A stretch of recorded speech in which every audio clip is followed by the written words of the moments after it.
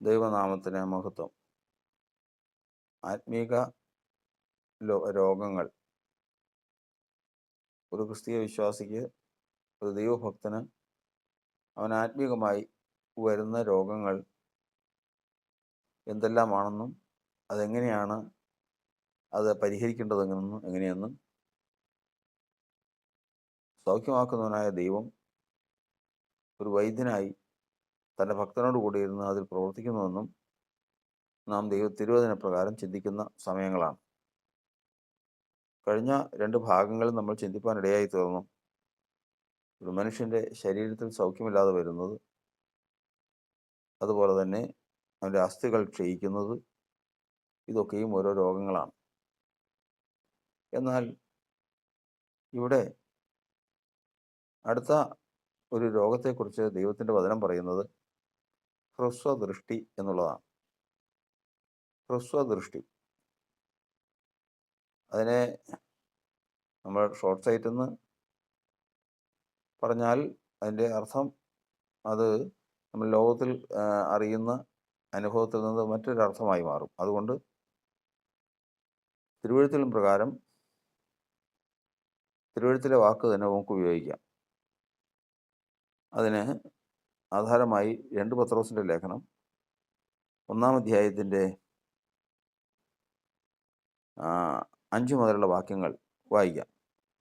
അത് നിമിത്തം തന്നെ നിങ്ങൾ സകല ഉത്സാഹവും കഴിച്ചു, നിങ്ങളുടെ വിശ്വാസത്തോട് വീര്യവും, വീര്യത്തോട് പരിജ്ഞാനവും, പരിജ്ഞാനത്തോട് ഇന്ദ്രിയജയവും, ഇന്ദ്രിയജയത്തോട് സ്ഥിരതയും, സ്ഥിരതയോട് ഭക്തിയും, ഭക്തിയോട് സഹോദരപ്രീതിയും, സഹോദരപ്രീതിയോട് സ്നേഹവും കൂട്ടിക്കൊള്ളുവീൻ. ഇവ നിങ്ങൾക്കുണ്ടായി വർദ്ധിക്കുന്നുവെങ്കിൽ നിങ്ങൾ നമ്മുടെ കർത്താവായ യേശുക്രിസ്തുവിൻ്റെ പരിജ്ഞാനം സംബന്ധിച്ച് ഉത്സാഹമില്ലാത്തവരും നിഷ്ഫലന്മാരുമായിരിക്കുകയില്ല. അവയില്ലാത്തവനോ കുരുടനത്രേ, അവൻ ഹ്രസ്വദൃഷ്ടിയുള്ളവനും തൻ്റെ മുമ്പിലത്തെ പാവങ്ങളുടെ ശുദ്ധീകരണം മറന്നവനും തന്നെ. ഇവിടെ ഹ്രസ്വദൃഷ്ടി ആണ് രോഗമായിട്ട് നമ്മൾ പറഞ്ഞിരിക്കുന്നത്. ഹ്രസ്വദൃഷ്ടിയെക്കുറിച്ച് തന്നെ ഏറ്റവും ആദ്യമേ തന്നെ നമുക്ക് മനസ്സിലാക്കാം. അതായത് ഇവിടെ പറഞ്ഞിരിക്കുന്നതനുസരിച്ച് അടുത്തുള്ളത് കാണാം, അകലെയുള്ളത് കാണാൻ പാടില്ല. ഒരു മനുഷ്യൻ്റെ ഏറ്റവും അടുത്തുള്ളത് ഏതാണ്? മറ്റൊന്നും വേണ്ട, അവൻ്റെ ജഡം തന്നെ. ഞാൻ ജഡത്തിൽ വസിക്കുന്നതുകൊണ്ട് എനിക്ക് ഏറ്റവും അടുത്തിരിക്കുന്നത് ജഡമാണ്. എനിക്ക് ഏറ്റവും അകലെയുള്ളത് ഏതാണ്? സ്വർഗവും സ്വർഗാതി സ്വർഗത്തിൽ വസിക്കുന്ന ദൈവവും. അപ്പോൾ എനിക്ക് ഏറ്റവും അകലമുള്ളത് സ്വർഗീയമാണ്. സ്വർഗവും സ്വർഗീയ കാര്യങ്ങളുമാണ്, സ്വർഗത്തിൽ വസിക്കുന്നവരുമാണ്. അപ്പോൾ എനിക്ക് കാണാവുന്നത്, എൻ്റെ ജഡത്തിലുള്ളത് എനിക്ക് കാണാം, ലോകത്തിലുള്ളത് എനിക്ക് കാണാം, സ്വർഗീയമായത് എനിക്ക് കാണാൻ പാടില്ല. സ്വർഗവും സ്വർഗീയന്മാരെയും സ്വർഗീയ ദൈവത്തെയും എനിക്ക് കാണാൻ പാടില്ല. അടുത്തുള്ളത് കാണാൻ, അകലെയുള്ളത് കാണാൻ പാടില്ലെന്നർത്ഥം. വിശ്വാസത്തിലേക്ക് ഒരാൾ വരുമ്പോൾ ആ വരുന്ന വ്യക്തിയെക്കുറിച്ച് വചനം എഴുതിയിട്ടുള്ളത് പ്രകാരമാണ്. ദൈവം തന്നെ സ്നേഹിക്കുന്നവർക്ക് ഒരുക്കിയിട്ടുള്ളത് കണ്ണ് കണ്ടിട്ടില്ല, ചെവി കേട്ടിട്ടില്ല, ആരുടെയും ഹൃദയത്തിൽ തോന്നിയിട്ടുമില്ല. എന്നാൽ നമുക്കോ ദൈവം തൻ്റെ ആത്മാവിനാൽ അതിനെ വെളിപ്പെടുത്തിയിരിക്കുന്നു.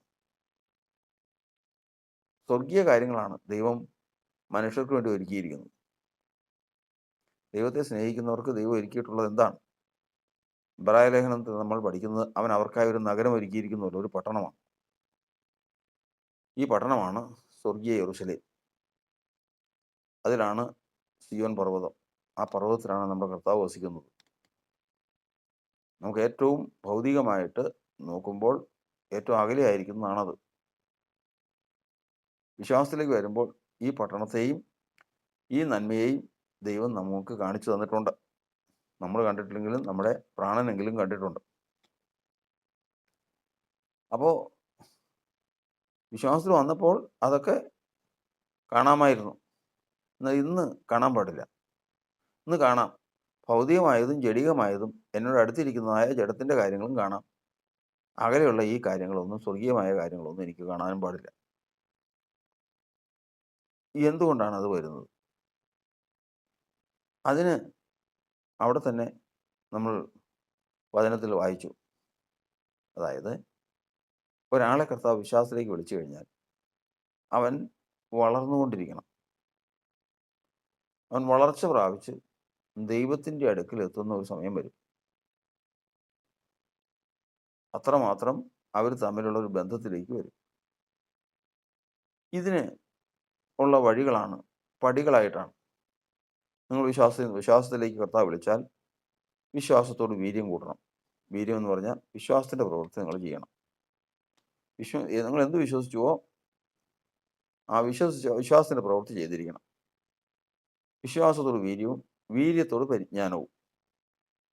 പരിജ്ഞാനം വേണം. പരിജ്ഞാനത്തോട് ഇന്ദ്രിയജയം, ഇന്ദ്രിയജയത്തോട് സ്ഥിരത, സ്ഥിരതയോട് ഭക്തി, ഭക്തിയോട് സഹോദരപ്രീതി, സഹോദരപ്രീതിയോട് സ്നേഹം. ഇങ്ങനെ വളർച്ച പ്രാപിച്ച് അവസാനം സ്നേഹം എന്ന പടിയിലെത്തി. ദൈവം സ്നേഹമാണ്. അവിടെ വെച്ചാണ് ദൈവവും ഭക്തനും തമ്മിൽ ഒരുമിച്ച് കൂടുന്ന ഇടം. ഇതൊരു ഗോണിയായിട്ട് കണക്കൂട്ടിയാൽ മതി. സ്വർഗത്തോളം എത്തുന്ന ഒരു ഗോണി. ഈ ഗോണിയുടെ അറ്റത്ത് യാക്കോബ് കണ്ടതുപോലെ യഹോവ നിൽക്കുന്നു. ഗോണിയുടെ താഴത്ത് യാക്കോബ് കിടക്കുന്നു. ഈ പടികൾ കയറി അവിടെ ചെന്ന് കഴിഞ്ഞാൽ ഏറ്റവും മേളത്തെ പടിയാണ് സ്നേഹം. അവിടെയാണ് ദൈവം. അവിടം വരെ എത്തണം. യാക്കോബ് താഴത്ത് കിടന്ന് നല്ലവണ്ണം ഉറങ്ങുക. വിശ്വാസത്തിലേക്ക് ഒരാളെ കർത്താവ് വിളിച്ചാൽ അവൻ ഈ 8 പടി കയറി ചെല്ലണം.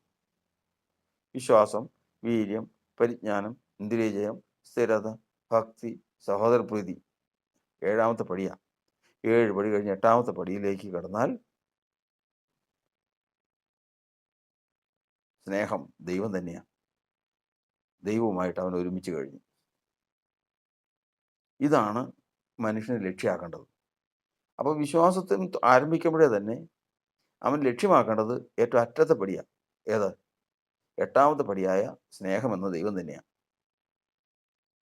അത് കണ്ടുകൊണ്ട് വേണം അവൻ ലോകത്ത് സകല കാര്യങ്ങളും ചെയ്യാനായിട്ട്. വിശ്വാസത്തിലേക്ക് വരുമ്പോൾ തന്നെ ഈ ലോകത്തിൽ അവൻ പാപിയായിരുന്നെന്നും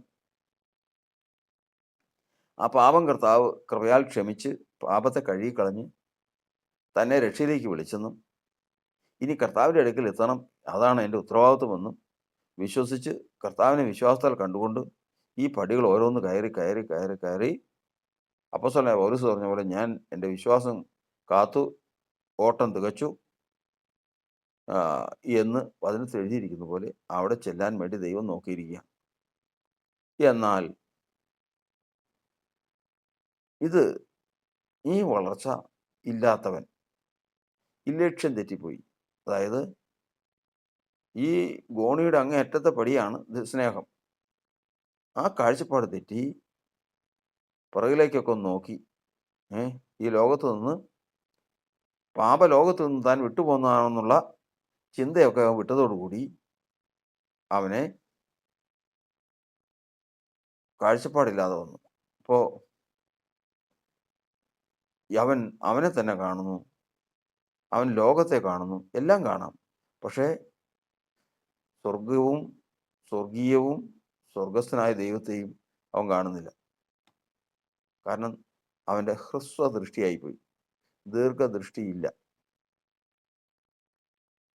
അവൻ കാണേണ്ടത് ദൈവം തന്നെ സ്നേഹിക്കുന്നവർക്ക് ഒരുക്കിയിട്ടുള്ള ആ പട്ടണമാണ്, അതിലുള്ള ജീവികളെയാണ്, അതിലുള്ള തൻ്റെ അവകാശത്തെയാണ്, അതിലുള്ള വസിക്കുന്ന ദൈവത്തെയാണ്.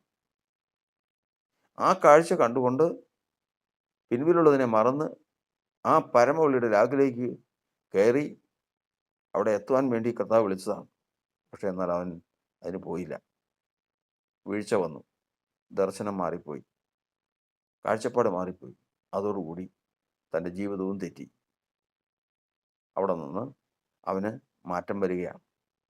ഇന്ന് ദൈവത്തിൻ്റെ വചനം നമ്മെ പഠിപ്പിക്കുന്നത് നമ്മുടെ ജീവിതം ആ മഹാലക്ഷ്യത്തിലേക്ക് കർത്താവ് വിളിച്ചതാണ്.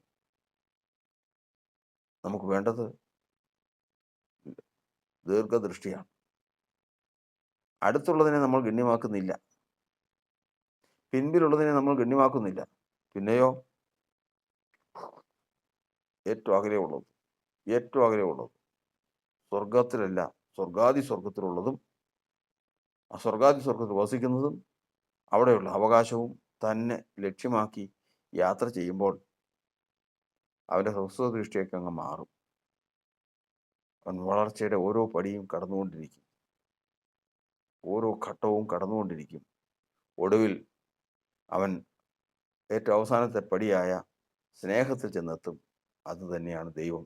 അതാണ് നമ്മുടെ ലക്ഷ്യവും.